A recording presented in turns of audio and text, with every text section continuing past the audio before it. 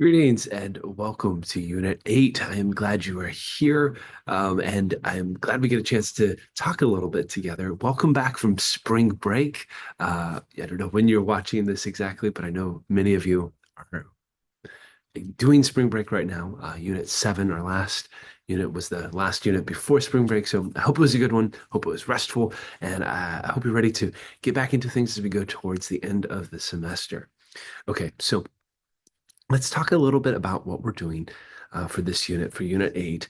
So this is about strategic planning. It's part 3 of the strategic planning series. We're looking at business models, organizational capacity, and leadership. Your readings due for this week are the Allison and Kay book, chapters 7 through 8. And then the graduate level reading is Powell and Bromley, chapter 16. So your assignments include this lecture, watching it, watching the group presentation, discussion board posts for Unit 8, reading quiz for Unit 8, and the presentation, Group 1's presentation for Unit 9 is also due. Excellent. So that's what we're up to for this unit. If you have questions, again, reach out to me. I'm happy to talk. We can set up some time during office hours or another time if you have questions about group projects. You've been starting to think forward to your final group projects. And again, I'm looking forward to continuing to engage with you on that. Let's talk a little bit about the reading here.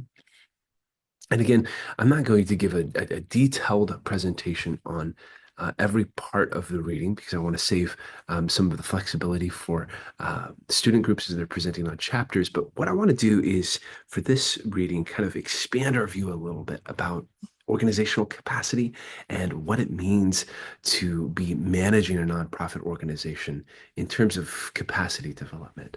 So let's go ahead and share screen here. And then I'm going to make it a little bit larger. So leadership, here we go. And then we're going to make this a little bit bigger. There we go. Perfect. All right. So, strategic planning, business models, organizational capacity, and leadership. These are high level conversations that happen when you are, especially like I would say, a lot of these conversations happen at the upper mid level of management. It depends on how big an organization is, right? So, if it's a smaller organization, then often your director level kind of team will be in on these conversations. If it's a larger organization, then maybe it's the C-suite level team. But regardless, strategic planning for a nonprofit is so important. And we've been seeing that over the last few units. And I'm excited to kind of, it's not that we're wrapping this part up with a bow, but we are kind of looking at the 30,000 foot level again. We're kind of looking at what this means in terms of business models, organization capacity, and leadership. I think for me, sometimes where this comes into the most relief when we're looking at this kind of planning and modeling is when you look especially at leadership transitions. And the book mentions leadership transitions a little bit, but I've been through two major leadership transitions up through this point in my career, and in both of those leadership transitions, I was either the primary person or one of the primary persons involved in helping to make that transition as smooth as possible. Um, and it is an interesting sort of role. I was in both of those roles. I was really closely connected to the leader who was stepping out, but also really a part of the team that was helping the new leader step into their role. And when you're in the midst of a leadership transition, it brings out all of the complicated and messy things in an organization. It shines a light on a lot of the the corners of an organization that get overlooked in day-to-day operations. You start to see maybe where some of the shortfalls are in terms of budget and in planning. Start to see gaps in mission and in planning and achieving that mission. And at the same time, you're trying to celebrate the legacy and the leadership of the person who's outgoing. And it becomes an interesting sort of situation. But what I've really appreciated about those moments of transition is that they shine a light on the importance of solid business models, of on a light on increasing an organization's capacity to be resilient and to continue to grow. And it really shows the need for leadership, for a strong kind of leader vision, and that doesn't have to be just this top-down sort of model as we've been discussing. I think the term in the book is a leaderful organization, an organization that has direction it's going, and it doesn't have to come just from one person. It can come from a team of people, and often stronger, more resilient organization does have this democratization that happens around leadership. There often needs to be someone who is in an official role who can call the shots and kind of make sure that an organization is meeting its goals. But I think there is an important thing that happens when we recognize that a lot of people have ownership in an organization's direction and life, and that it not only does an organization have big kind of impacts in a lot of people's worlds and in their lives, but also we impact organizations too. Those of us who are employed there, stakeholders, people who are served by the organization. So, with all of that in mind, I wanted to have a conversation about each of these two chapters here in the Allison and Kay book. So, we're going to kind of center on the larger themes for each of these chapters. And the pink of the screen here is glowing as I'm talking, and I can see it. I look very strange with the glow of the screen here, but that's okay. Organization capacity. So, what kind of operations areas are relevant to strategic planning in terms of organization capacity? Sometimes it can be hard to take apart the idea of organization capacity because it feels broad and nebulous at the same time. But organization capacity is really about your organization's ability to meet the moment. It's about resiliency. It's about meeting the goals and being able to track the goals of the organization long term. It's really looking at the muscles of your organization, about the stamina of your organization, the ability to meet the moment and the demands of the moment with what's needed, really. So, some operational areas that tie back to organization capacity and strategic planning. This was helpful because it helps lay out the kinds of questions you're dealing with when you're looking at organization capacity. So there are things like human resources. So human resources, of course, and some of you may have been involved in human resources before. For sure, you've had human resource kind of conversations. I don't know if any of you are in a graduate assistantship right now at Duquesne or something like that. If you are, then you've dealt with human resources, right? You've had to file your information and you get W-2s, and you have to you probably have questions about how your employment intersects with your student status. All of those things are a part of human resources. But really, human resources deals with a broad range of things related to employees and to their well-being, everything from health insurance to retirement to um, compensation to hiring, right? That's a piece that is sometimes overlooked, especially in larger organizations. You'll have whole teams of people that are devoted to finding and attracting the best talent and being able to steward that process of onboarding, which can be a big deal. It can be a big deal. Human resources, I think some of the best resource professionals that I've come into contact with um, see themselves as advocates for the employees in the organization. They see themselves as the voice advocating for well-being, advocating for um, the proper application of rules, definitely, but they're in service of helping people. I was in a human resource presentation about 2 weeks ago, and it was a unit-wide presentation, and we were listening to like a lot of the minutia of reporting hours and kind of how you manage people with timesheets and all the fun things there. And it definitely started to get a little bit like just muddied down in the details.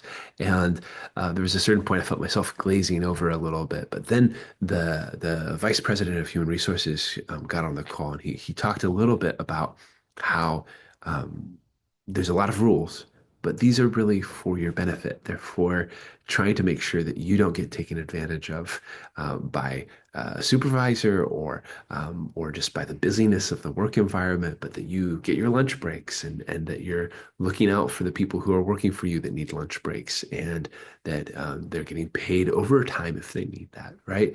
And I think that framing of advocating for the well-being of employees changed my experience of that presentation. And that was really, really interesting. Organizational structure and culture. So this has to do with things like what kind of resiliency is in the organization itself? Is it a place that people enjoy working? Is it a place that is productive in its culture? Do things get done? Right. The book I think also lumps in the conversation of internal comms. It's not one of these 8 categories, but it is talked about a little bit within the category of organizational structure and culture. So, are there clear systems and lines of communication that employees have within the organization? One for getting things done, but also if they have questions or if they have concerns, what kind of how are messages delivered to the full kind of all of the employees? That's a question that we've wrestled with in my role, and I've appreciated being able to help walk people through that question of what kind of systems do we have in place for delivering messages, right?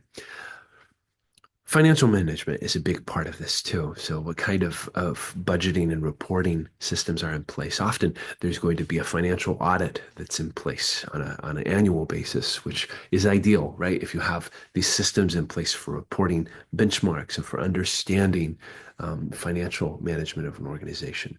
Resources in business development, what kind of goals, what kind of resources are available, but then also how are you developing those over time?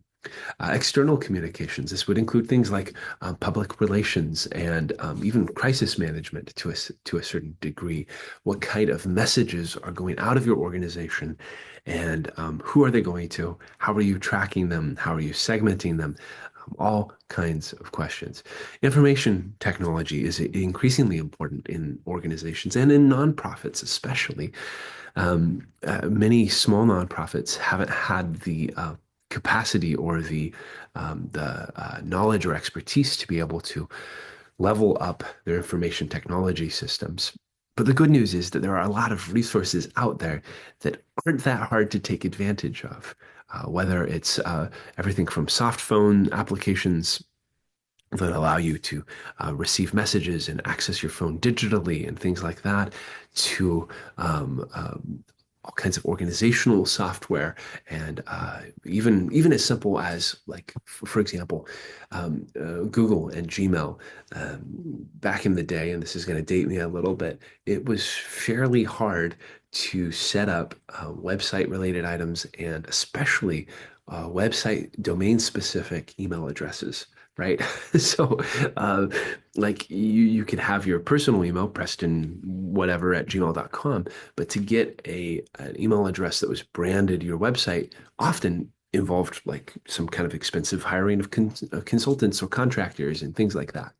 But now you're able to, Gmail allows you to use their platform with your branded specific email account, I think for like a $5 a month subscription, something like that. And it's pretty easy to set up. And so there are a lot of these kinds of information technology pieces that are within reach in a way that they may not have been before. Facilities and equipment. This is an incredibly important part of organization capacity. Are the facilities sufficient for an organization's goals and for the kind of work they're trying to do? Is equipment up to date and taken care of, or is it in disrepair? Planning and evaluation, finally, is another piece of organizational capacity. Is a strategic plan in place? Is a new one underway and in development when appropriate, right? Is the timeline kind of working out on how to plan and evaluate that kind of life cycle, right? One of the important parts of organization capacity building that the book talks about is identifying requirements for each category of capacity. So, what is important, not just in general and in the abstract, but for your specific organization in terms of, of requirements around each of those eight categories that we discussed? What is essential? What is not, right? And then kind of looking further at this conversation of how to increase organizational capacity, how to engage with it. There needs to be a determination on how to carry out an assessment of organizational capacity across these eight sectors. And then finally, what kind of priorities are in the strategic plan, right? There may be a bunch of different requirements or needs, but what rises to the level of being important within the strategic plan that an organization is creating, right? Organization capacity is complex in that it spans a lot of different areas, as we've seen, and it's a little nebulous. It's hard to get your hands around, but it starts to make sense when you look at these eight different areas and you start to ask what goes into making this area successful and what kind of needs are felt in this area. Even a simple kind of SWOT analysis specific to these areas could be helpful as you're trying to understand an organization's capacity. Leadership and mobilizing others to act. So this section is fun, and I really enjoy conversations about leadership. And there are a lot of helpful books and tools that you can use as you develop your own leadership set of skills. I was excited, especially to see the 5 practices of exemplary leadership that were included at the beginning of the book, because that's actually a program I'm going through right now, and our leadership team is making its way through that book and through that curriculum. And in addition, it was actually a curriculum that was developed at my institution at Santa Clara University in our Levy School of Business. So kind of fun. And I do think there are some helpful things about leadership framed through those eyes, the 5 practices of exemplary leadership. So let's cover them briefly here. I want to have a discussion here. So the first is model the way. Modeling the way is, it doesn't have to do with claymation or modeling things, right? No, it's modeling the way is practicing what you preach. It's being the kind of person who shows up and models what you want to see in employees. My current boss, the dean of our school, he came into his position a little over a year and a half ago now. And I'll never forget at the Christmas party, the first Christmas party after he had become dean, everyone was still trying to get to know him and get a sense of his leadership style. And it was a big party. Like there was nice tablecloths, good food, and it was a good time. And afterwards, a lot of people left and kind of went and about and did their own thing. And our dean did not. He stayed and he helped clean up tablecloths, put away chairs, put away food. He was modeling what he wanted to see in his team, which was an attentiveness to details, a willingness to help clean up and do things that might um, some people might think are beneath them, right? But they can't be beneath them if the dean, the head of the school, is serving in that way. And so that was really important. He was setting the tone for the kind of um, way that he wanted his employees and subordinates to act, which was to be attentive and to be filled with care and to be willing to pitch in, regardless of the importance of the job, right? The second is to inspire a shared vision. Have you ever worked for a leader who is really good at inspiring a shared vision? Think about it. What made them good at inspiring a shared vision? It can there can be a lot of different leadership styles and ways of inspiring a shared vision. For me, I often find what's really effective is being able to connect it to the needs of the world around me and the needs of people around me. Another important part is challenging the process, being willing to speak and to be involved when something needs to change. I joke often with students in my public speaking class or in my EQ 111 class that I'm a card carrying member of the Conflict Avoidance Club. And maybe you are too, which essentially is I don't like conflict. I don't like when there's confrontation or people upset at each other or raised voices or even like tension from telling someone something uncomfortable. All of those things make me nervous and just I hate them. But they're important. And this piece of challenging the process captures that. It says, hey, when something's going wrong, we need to know about it. And when we can do something better, we also need to know about it.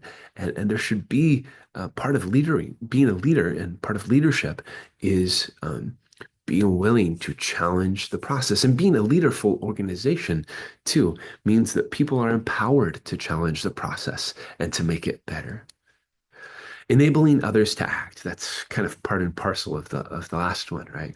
But one of the things that I really dislike in this world, and I know it's ridiculous, but it is a personal pet peeve, is when I will call like a call center or a help thing line, or there's something wrong, right?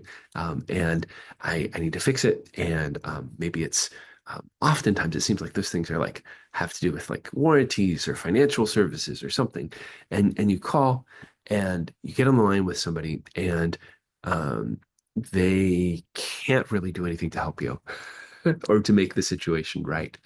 Yeah, they can, if it's a technical thing, they can tell you to turn it on and off. But especially if it's the company's fault, if they've done something wrong or something fell through the cracks on their end, they it just frustrates me so much when they're not able to do something simple to make it right. Sometimes it could be as simple as canceling a subscription that wasn't supposed to renew or giving a refund for something. And it's so clear and it's so documented, but their organization is structured in such a way that they don't have the autonomy to be able to do that. And there can be a lot of reasons or kind of logics for that, with organizations not wanting to lose money or to empower their employees to do things that they feel like might kind of take a um, might involve a hit to the bottom line, whatever it might be. The problem, though, with that is that your stakeholders start to feel undervalued and they begin to feel frustration. And for me, it's an eternal pet peeve, but that's okay. When you enable others to act, it allows them to address the needs they see and to feel empowered to be able to make a difference in the life of the organization. The last piece is encouraging the heart. Leaders have a responsibility, and good leaders have the ability to speak to the heart of employees and to encourage them to be able to. Being in a nonprofit organization is tough. Leading in a nonprofit organization is tough. And leadership involves helping people to feel valued and to feel seen and to feel inspired to be able to keep taking that next step. some other pieces of leadership, which I appreciate the authors actually. They talk about leadership being the process or the act of mobilizing others to act, right? There's this empowering piece. Some things that involve a leader kind of vision in the strategic planning process include things like vision, mission, and values, strategy and assessment, board leadership and governance. There's a whole section on that. Executive director and senior staff leadership, staff development, organization culture, succession planning. This was the part that talked about leadership transitions, diversity and cultural competency. External communications comes back up, and fundraising, raising, and planning for sustainability, right? These are all areas where leadership is needed, where a leadership vision is needed, and these areas need to tie back into that. Okay, we're going to end here, but thank you so much for your time and for the conversation today. I hope Unit 8 goes well for you, and reach out if you have any questions. Okay.